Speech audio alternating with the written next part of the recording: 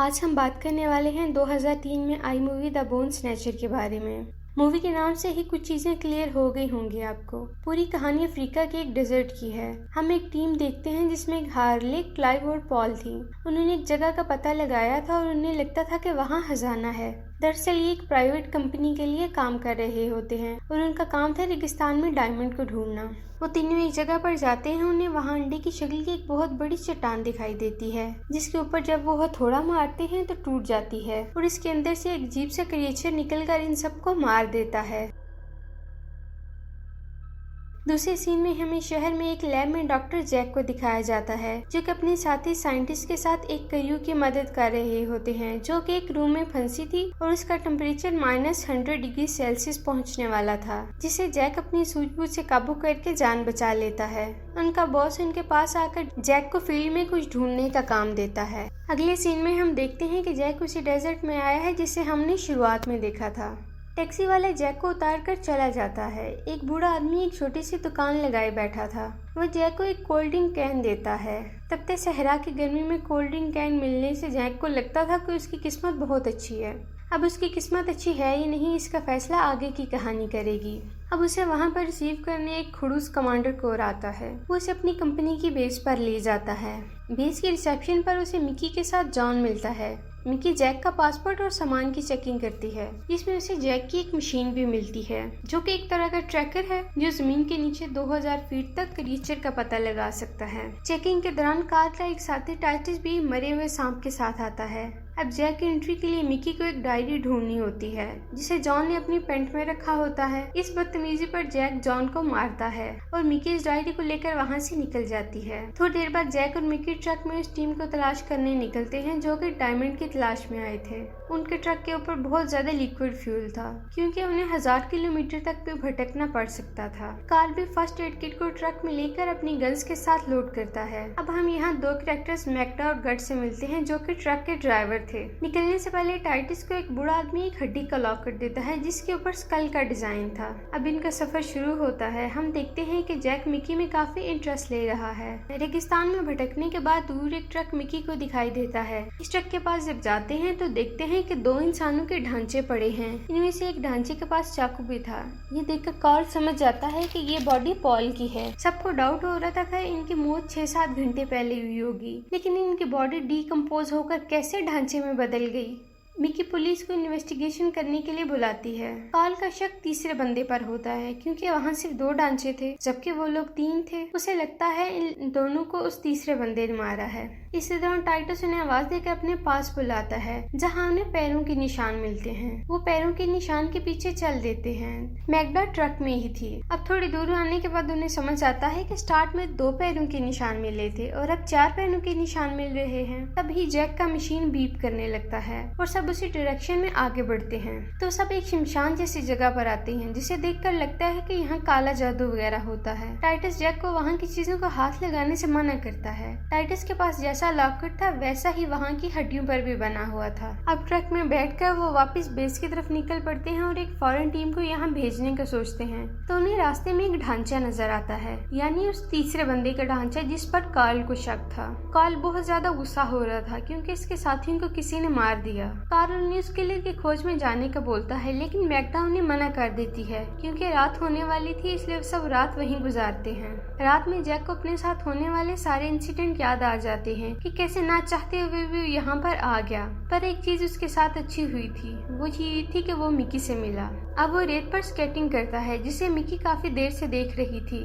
वो मशीन को जैक के पास लेकर आती है क्योंकि वो काफी देर से अलर्ट कर रही थी, जिसका मतलब था कि वो क्रिएचर इनके पास ही है। लेकिन जैक और मिकी एक दूसरे के साथ फ्लर्ट करने में बिजी हो जाते हैं। थोड़ी देर बाद वो एक दूसरे के बारे में कुछ बातें जान लेते हैं तो मिकी ट्रक में सोने चली जाती है, पर जैक वहीं बाहर रेत पर लेटा रहता है। तभी इसकी मशीन जोर जोर से बीप करना शुरू कर देती है। जब वो अपने आगे पीछे देखता है तो उसे कुछ भी नजर नहीं आता। थोड़ी ही देर में वो क्रिएचर इसके सामने आ जाता है, जिसे देखते ही जैक चिल्लाते हुए ट्रक के पास जाता है और कॉल को उठाता है। कॉल जब टॉर्च ऑन करके बाहर देखता है तो उसे कुछ भी नजर नहीं आता। वो जैक को समझाता है कि तुम अफ्रीका में हो, कोई जानवर देखा होगा।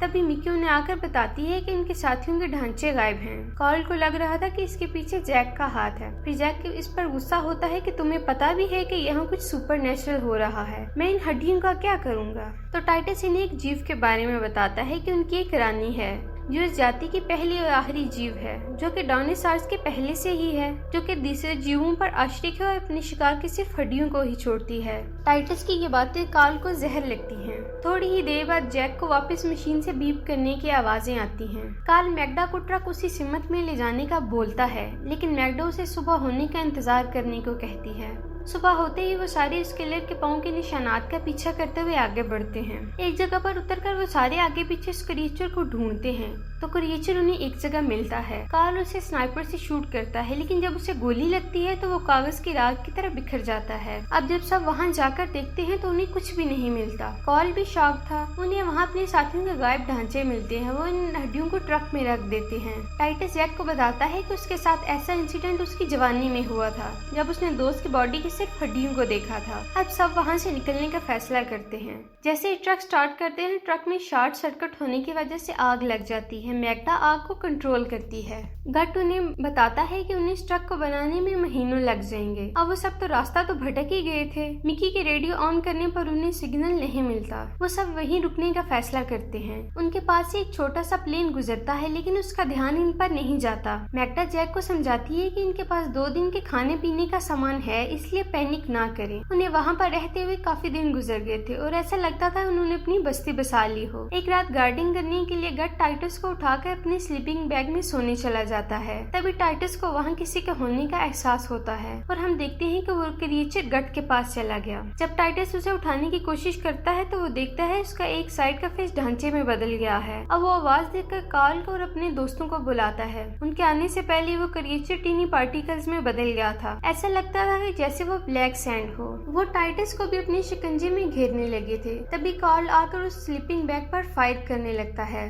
जैक और मिकी जख्मी टाइटस को ट्रक में लेकर जाते हैं। गोली मारने से इन क्रिएचर पर कोई असर नहीं हो रहा था। वो क्रिएचर इनकी तरफ बढ़ता ही जा रहा था। कार्ल पेट्रोल डालकर लाइटर जलाकर इनके करीब आने का इंतजार कर रहा था। मैग्डा उसे आग जलाने से मना करती है। कार्ल का इरादा अटल था। जैक उन्हें बताता है कि वो क्रिएचर वापस जा रहा है पेट्रोल की वजह से। तब कार्ल सुकून में आ जाता है। अब सब टाइटस को देखने लगते हैं। जैक ट्रक के चारों तरफ पेट्रोल डालकर सबको सेफ कर देता है। जैक देखता है कि उस क्रिएचर ने घट के ढांचे में समाकर एक खौफनाक रूप ले लिया है। उसे देखकर कार्ल उस पर हमला करता है तो वो क्रिएचर वहाँ से जाने लगता है। वहाँ कार्ल और जैक में लड़ाई हो जाती है क्योंकि जैक कार्ल को गोली चलाने से रोक रहा था। इतने में मिकी समझाती है कि हमें आपस में नहीं लड़ना। मिकी प्लान बनाती है कि पैदल बेस में जाकर मदद लाएंगे। मैग्डा टाइटस के साथ ही रहेगी। कार्ल, जैक और मिकी पैदल ही सहरा में आगे बढ़ रहे थे कि उन्हें अपनी तरफ एक रेतला तूफान आता हुआ नजर आता है, जिसमें वो सब फंस जाते हैं। तूफान जाने के बाद वो सारे उठकर अपने सामान को देखते हैं, जिसमें जैक की मशीन टूट गई थी।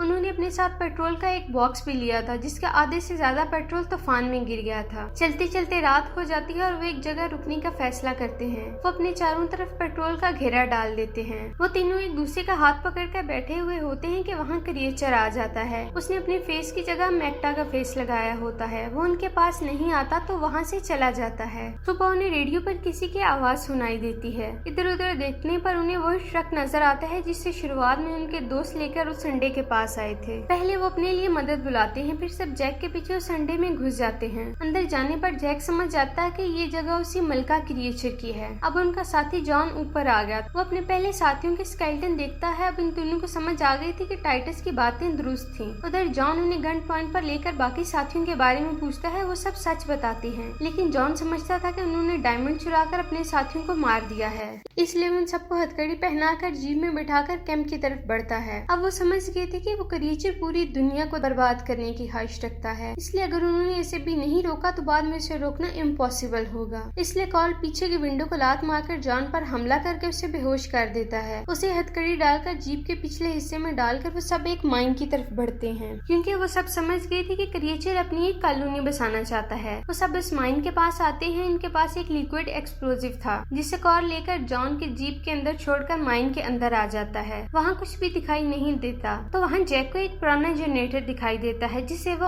ऑन कर देता है। अब इस माइन में रोशनी आ गई थी। आहिस्ता आहिस्ता वो लोग इस माइन के अंदर जा रहे थे। अब हम देखते हैं कि इस क्रिएचर को इन लोगों की मौजूदगी की खबर हो गई थी। कार्ल क्रिएचर को देखकर इसकी तरफ बढ़ने लगता है। उसे अकेले अंदर जाने से जैक और मिकी रोक रहे थे लेकिन इनकी बात नहीं सुनता। क्रिएचर कार्ल पर हमला करके इसके ऊपर एक पिलर गिरा देता है।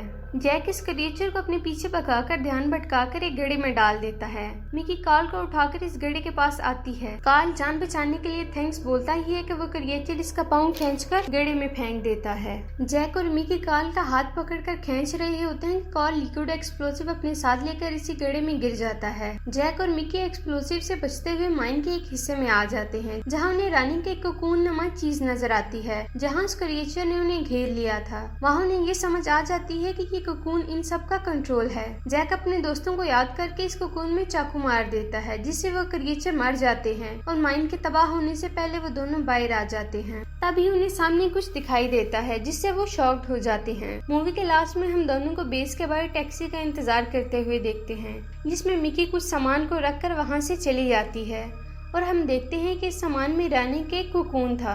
उन्हें बाद में उसी डेजर्ट में और भी कोकून मिले होंगे जिसे मिकी लेकर शहर की लैब में जा रही होगी और जैक उस क्रिएचर की तलाश में अभी भी वहीं पर है। इस मूवी का नेक्स्ट पार्ट तो अभी तक आया नहीं है इसलिए कुछ भी कहना गलत होगा। यहाँ पर ये मूवी खत्म हो जाती है। तो कैसी लगी हमारी आज की वीडियो? अगर आपको हमारी वीडियो अच्छी लगी तो हमारी वीडियो को लाइक करें, शेयर करें और हमारे चैनल को सब्सक्राइब करें ताकि इस तरह की इंटरेस्टिंग वीडियोस आपको मिलती रहें।